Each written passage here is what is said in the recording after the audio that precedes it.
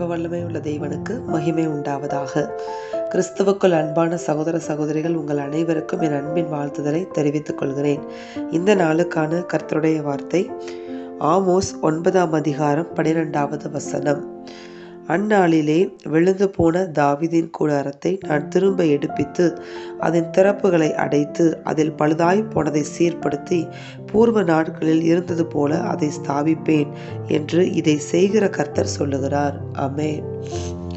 ஆண்டவர் இந்த வார்த்தையின் மூலியமாக விழுந்து போன தாவீதின் கூடாரத்தை திரும்ப எடுப்பிப்பேன் என்று உங்களுக்கு வாக்கு பண்ணுகிறார்.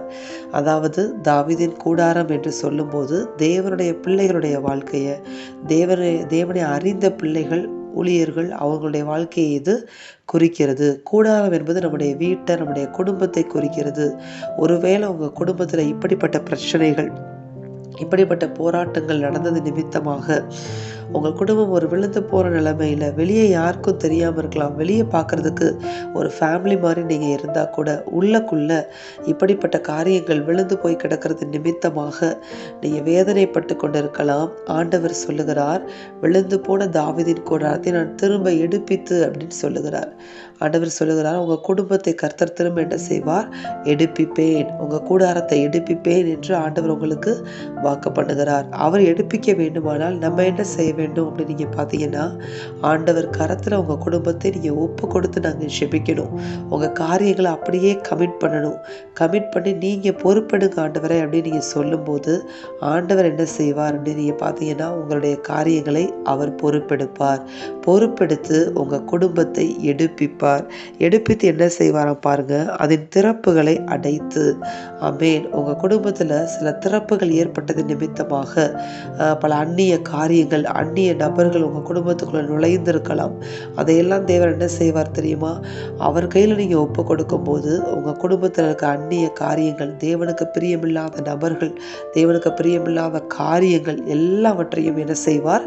வெளியே எடுத்து போடுவார். வெளியே எடுத்து போட்டு அந்த திறப்புகளை அவரே அடைக்கிற அந்த ஊழியத்தை உங்க குடும்பத்துல செய்வார். அதற்கப்புறம் தான் பார்த்தீங்கன்னா, பூர்வ நாட்களில் இருந்தது போல அதில் பழுதாய் போனதை சீர்படுத்தி. அப்போ அடுத்த ஊழியம் என்ன செய்ய போகிறார்னா, திறப்புகளை அடைக்க போகிறார். பழுதாய் போன காரியங்கள் அப்படின்னா என்ன? ரிப்பேர் ஆன காரியங்கள். இனிமேல் இந்த காரியத்தை அந்த நபரை சரிப்படுத்தவே முடியாதுங்க, ரொம்ப ஒஸ்ட்டாக ஆயிட்டாங்க, இந்த காரியம் ரொம்ப ஒஸ்ட்டாக போயிடுச்சு அப்படின்னு சொல்லி நீங்கள் உங்கள் குடும்பத்தின் நபர்களை குறித்து சொல்லி கொண்டு இருக்கலாம், அல்லது உங்கள் குடும்பத்தின் காரியங்களை குறித்து சொல்லி கொண்டு இருக்கலாம். அது எவ்வளவு பழுதாய் போனாலும் அதை ஒர்க் பண்ண வைக்க, அதை சீர்படுத்த தேவனால முடியும். சீர்படுத்தி அதை ஒழுங்காய் ஓட வைக்க தேவனால முடியும். அதை நீங்க விசுவாசிங்க. ஆண்டவர் என்ன செய்ய போகிறார்? சீர்படுத்த போகிறார். முதலாவதாக திறப்புகளை அடைக்க போகிறார். அடுத்ததாக உன் குடும்பத்தில் பழுதாய் போன காரியங்களை அவர் சீர்படுத்த போகிறார். அடுத்ததாக பூர்வ நாட்களில் இருந்தது போல அதை ஸ்தாபிப்பேன். உங்க குடும்பத்தை மறுபடியுமாக ஸ்தாபிக்க போகிறார். 4 ஊழியத்தை உங்க குடும்பத்துல தேவன் என்ன செய்ய போகிறார்? செய்ய போகிறார். அது என்ன அப்படின்னு நீங்க பார்த்தீங்கன்னா, முதலாவதாக உங்க கூடாரத்தை தேவன் என்ன செய்ய போகிறார்?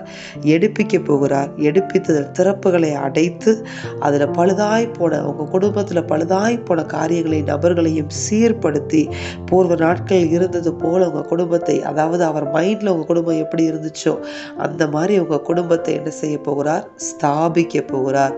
ஸ்தாபித்து எல்லோருக்கும் முன்பதாக நிலைநிறுத்த போகிறார். கர்த்தர் இதை சொன்னார், இதை செய்து முடிப்பார். கர்த்தருடைய நாமத்திற்கு மகிமை உண்டாவதாக. நாம் ஜெபிப்போமா? எங்கள் அன்பின் பரலோக பிதாவே, நீர் கொடுத்த இந்த வார்த்தைகளுக்காய் உமக்கு ஸ்தோத்திரம்.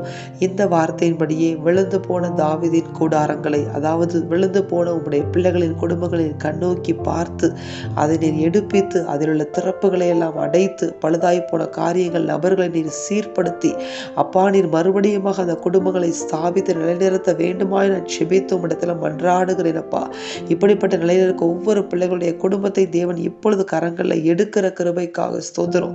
திறப்புகளை அடைக்கிற தயவுக்காக ஸ்தோத்திரம். அந்நிய காரியங்களை வெளியேற்றுகிற கிருபைக்காக ஸ்தோத்திரம்.